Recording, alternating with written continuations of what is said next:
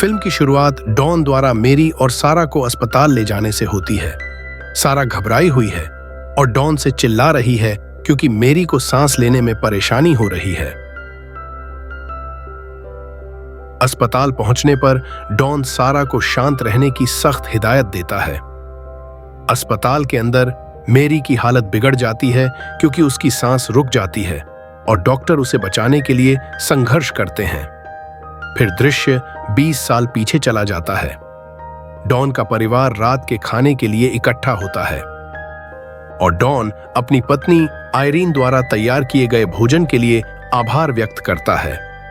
खाना खाते समय सारा पार्टी में जाने के लिए बहाना बनाती है, लेकिन डॉन उसे सख्ती से बैठने के लिए कहता है। सारा के इस दावे के बावजूद कि उसकी मां ने उसे अनुमति दी है, डॉन उसकी बात को नकार देता है और उसे वापस अपने माहौल तनावपूर्ण हो जाता है और उसकी मां आयरीन भी डॉन के अधिकार के आगे बेबस हो जाती है। इस बीच मेरी सारा के कमरे के दरवाजे पर दस्तक देती है, लेकिन कोई जवाब नहीं मिलता। डॉन एक चाबी के साथ आता है और कमरे को खोलता है, लेकिन उसे खाली पाता है। सारा पहले ही अपने प्रेमी क्रिस के साथ पार्टी में चली गई है। डॉन का गुस्सा बढ़ जाता है क्योंकि उसे एहसास होता है कि उसने उसके सख्त नियम तोड़े हैं। पार्टी में सारा आनंद ले रही होती है, क्रिस के साथ बिताए पल संजो रही होती है, लेकिन जब वह घर लौटती है तो उसका सामना उसके पिता से होता है, जो उसकी आज्ञा की अवज्ञा के लिए स्पष्टीकरण की मांग करता है। अपने पिता की कठोर अपेक्षाओं से निराश होकर सारा साहसपूर्वक घोषणा करती है कि वह 18 साल की होते ही घर छोड़ने की योजना बना रही है। तनाव बढ़ जाता है जब तक आयरीन नीचे नहीं दौड़ती और स्थिति को शांत करने की कोशिश नहीं करती। हताश होकर सारा अपने कमरे में चली जाती है और दरवाजा जोर से बंद कर देती है। अगले दिन सारा अपनी बहन एमी से बातें कर रही होती है जब उनकी मां आयरीन उनके पास आती है। आयरीन सारा को सूचित करती है कि उसे केवल 1 हफ्ते के लिए घर में रहना होगा, लेकिन सारा खुश नहीं लगती। वह घर छोड़ने और दुनिया की यात्रा करने की अपनी योजना की घोषणा करती है, जिसकी शुरुआत फ्लोरिडा की यात्रा से होती है, जहां वह नौकरी ढूंढने की योजना बना रही है। आयरीन सारा की आकांक्षाओं का समर्थन करती है, उसे अपने सपनों का पालन करने के लिए प्रोत्साहित करती है, उसे याद दिलाती है कि वह संपर्क में रहे और अक्सर मिलने आए। हालांकि डॉन दरवाजे से बातचीत सुन लेता है। सारा की योजनाओं के बारे में सुनकर वह नाराज हो जाता है और बेसमेंट में चला जाता है, जहां वह अपने अगले कदम के बारे में सोचता है। बेसमेंट के भीतर एक गुप्त कमरा है जिसे केवल वह जानता है। बाद में जब आयरीन दुकान के लिए तैयार हो रही होती है तो वह सारा को साथ आने के लिए आमंत्रित करती है, लेकिन सारा क्रिस के साथ फोन पर व्यस्त होने के कारण मना कर देती है। अवसर का लाभ उठाते हुए डॉन सारा से बेसमेंट में कुछ मदद करने के लिए कहता है। उस पर भरोसा करके सारा सहमत हो जाती है, केवल गुप्त कमरे में ले जाने के लिए। अंदर जाते ही डॉन उसे अंदर बंद कर देता है। कमरा ध्वनि रहित है, यह सुनिश्चित करता है कि उसकी मदद की पुकार कोई नहीं सुनेगा। उस रात आयरीन सभी दोस्तों से संपर्क करने की कोशिश करती है, लेकिन कोई भी उसे देखता नहीं है। चिंता बढ़ने पर वह पुलिस को बुलाने की जिद करती है। बावजूद इसके डॉन उसे यह आश्वासन देने की कोशिश करता है कि सारा ठीक है। उसकी अस्वीकृत प्रतिक्रिया को नजरअंदाज करते हुए आयरीन एमी को क्रिस को कॉल करने का आदेश देती है और वह पुलिस को संपर्क करती है। चौथे दिन डॉन गुप्त कमरे में सारा को देखने जाता है। हताश होकर सारा वापस लड़ने और भागने की कोशिश करती है, लेकिन भारी बंद दरवाजा उसके प्रयासों को विफल कर देता है। डॉन उसे अंदर धकेल देता है और उसे ठंडे स्वर में सूचित करता है कि अब से वह जो भी करेगी वह उसकी निगरानी में होगी।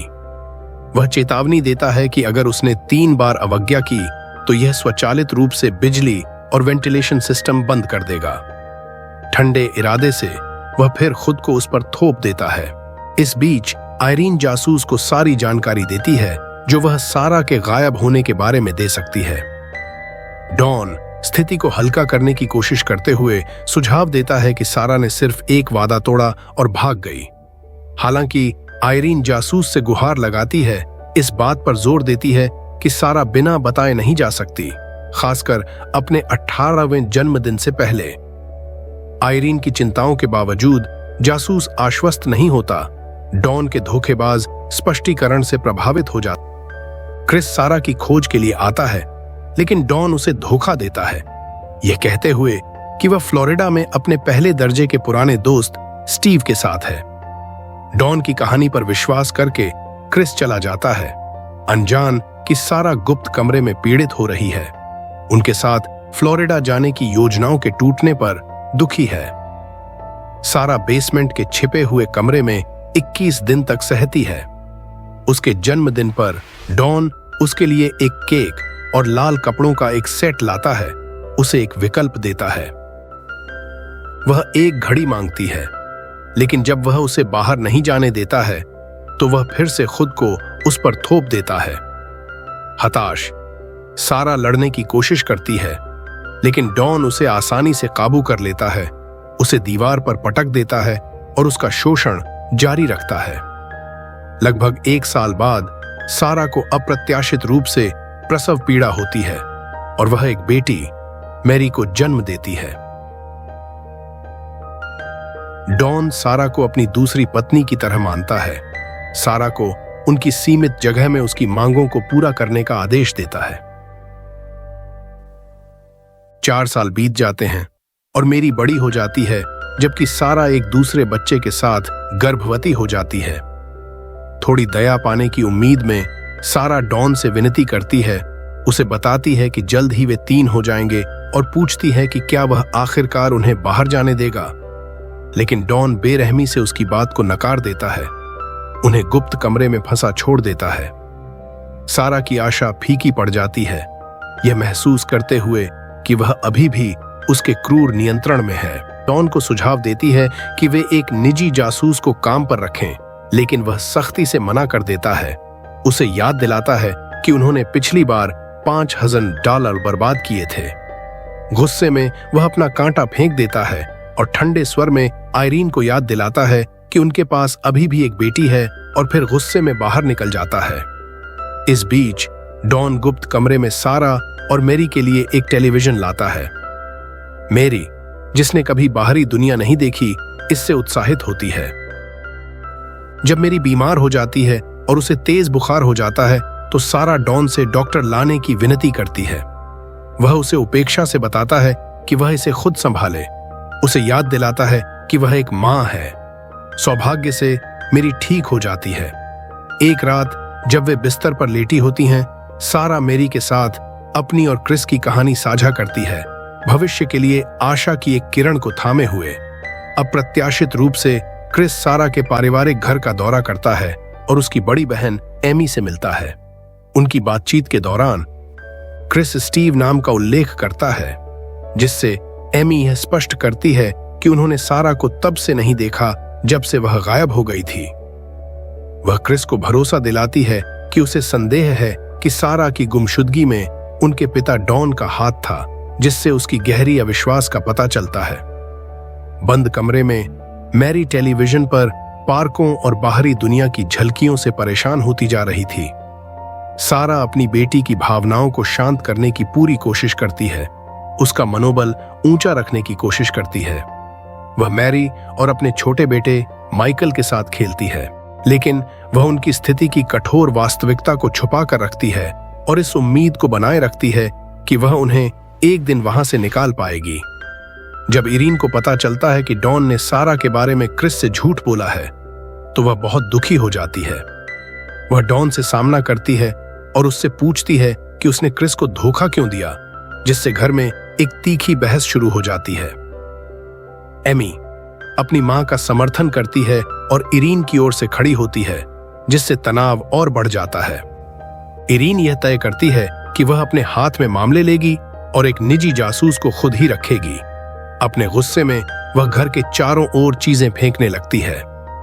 इस अफरा तफरी में डॉन इरीन को शांत करने की कोशिश करता है, लेकिन उसकी ध्यान भंग हो जाने के कारण वह अपनी चाबियां सोफे पर छोड़ देता है।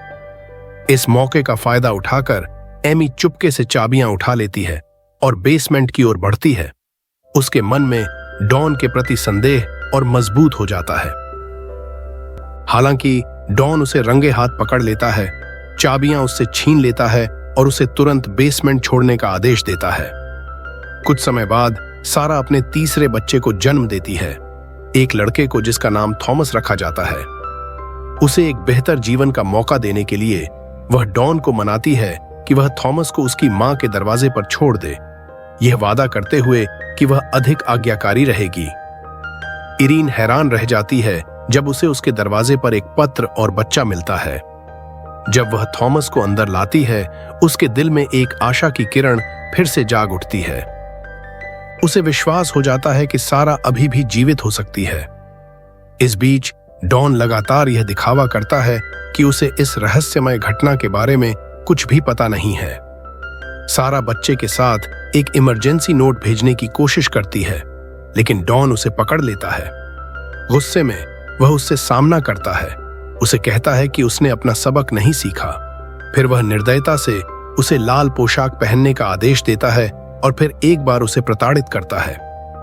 बाद में मैरी मेकअप के साथ प्रयोग करती है, जिसे देखकर डॉन को अजीब तरह से खुशी होती है, लेकिन सारा जल्दी ही कदम बढ़ाती है और मैरी से डॉन से दूर रहने का आग्रह करती है। वह सख्ती से डॉन से कहती है कि वह मैरी को अकेला छोड़ दे, यह याद दिलाते हुए कि वह अब भी सिर्फ एक बच्ची है। मैरी खुद को अकेला और अलग थलग महसूस करती है, अपनी मां से अपने मन की बात कहती है, यह जताते हुए कि उसे दोस्तों और बाहरी दुनिया की बहुत याद आती है। सारा हालांकि दिल टूटती है, अपनी बेटी को धैर्य बनाए रखने के लिए प्रोत्साहित करती है। यह आश्वासन देती है कि एक दिन चीजें बेहतर होंगी। सारा पूरी रात दीवार को एक चम्मच से खोदने में बिता देती है, बारिश के मौसम का फायदा उठाते हुए, जिसने दीवार की संरचना को कमजोर कर दिया था। कुछ प्रगति करने के बाद वह एक टॉर्च का उपयोग करके मदद के लिए संकेत देने की कोशिश करती है। एक पड़ोसी असामान्य फ्लैशिंग नोटिस करता है और चिंतित होकर डॉन के पास जाता है, उसे बताने के लिए कि उसने घर से एक संकेत देखा था। गुस्से में आकर डॉन कमरे में आता है और सारा को पेट में लात मारता है जब तक उसके बच्चे उस पर चिल्लाते नहीं हैं, रोकता नहीं। इस क्रूर हमले के कारण सारा अपने चौथे बच्चे को खो देती है और वह मृत बच्चे को डॉन को सौंप देती है। वह उसे ठंडे दिल से घर के पिछाए दफन कर देता है, जहां कोई उसे नहीं देख सकता। डॉन फिर मैरी और माइकल को यह बताने की कोशिश करता है कि वे गुप्त कमरे में फंसे हुए हैं क्योंकि सारा ने ऐसा किया था। माइकल गुस्से में डॉन पर चिल्लाता है, लेकिन सारा जल्दी से हस्तक्षेप करती है, डॉन से माफी मांगती है ताकि स्थिति और न बिगड़े। की आज्ञाकारिता से मैरी और माइकल नाराज हो जाते हैं, जो उनकी मां की हरकतों से धोखा खाए और भ्रमित महसूस करते हैं। अपनी बच्चों की गलतफहमी और उनकी स्थिति की निराशा से अभिभूत होकर सारा अपना नियंत्रण खो देती है, कमरे में सब कुछ फेंक देती है और फिर आंसुओं में टूट जाती है। अपनी मां के टूटने के बाद मैरी और माइकल चुपचाप कमरे की सफाई करते हैं, चीजों को वापस व्यवस्थित करते हैं, यह महसूस करते हुए कि उनके बच्चे अब सच समझने के लिए काफी बड़े हैं। सारा उन्हें सच बताने का फैसला करती है।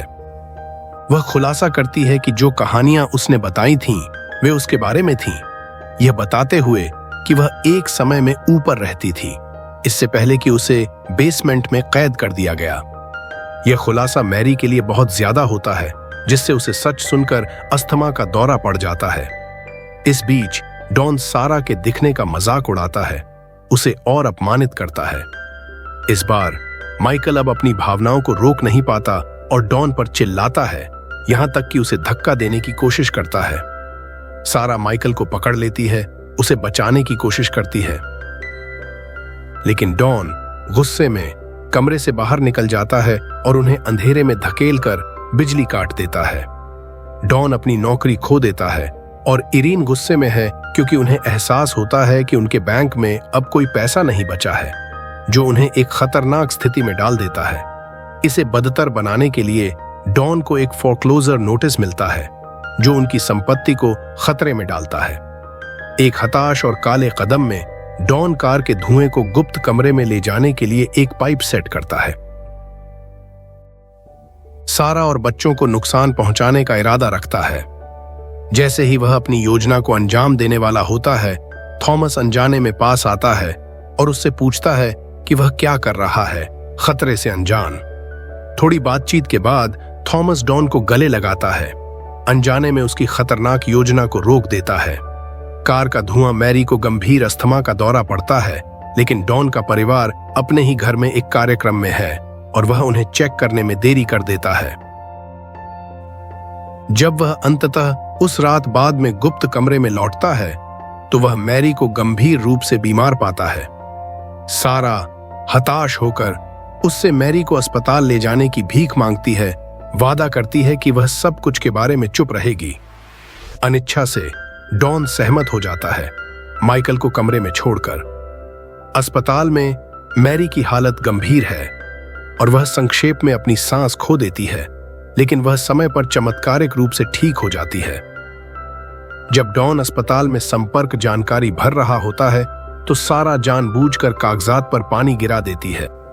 जैसे ही डॉन फॉर्म को बदलने के लिए खड़ा होता है, वह उसे वहीं रहने की चेतावनी देता है, लेकिन वह मौके का फायदा उठाती है और एक नर्स के पास जाती है, चुपचाप मदद के लिए कहती है। इससे डॉन की पुलिस द्वारा गिरफ्तारी होती है। सारा आखिरकार अपने परिवार से मिल जाती है और उसके तीनों बच्चे एक साथ खेलते हैं, जबकि वह, उसकी मां और एमी उन पर नजर रखते हैं। अब क्रिस आता है, सारा को आश्चर्यचकित करता है। फिल्म का समापन सारा और क्रिस के साथ होता है, जो कभी उन्होंने जो योजनाएं बनाई थीं उन्हें याद करते हुए। क्रिस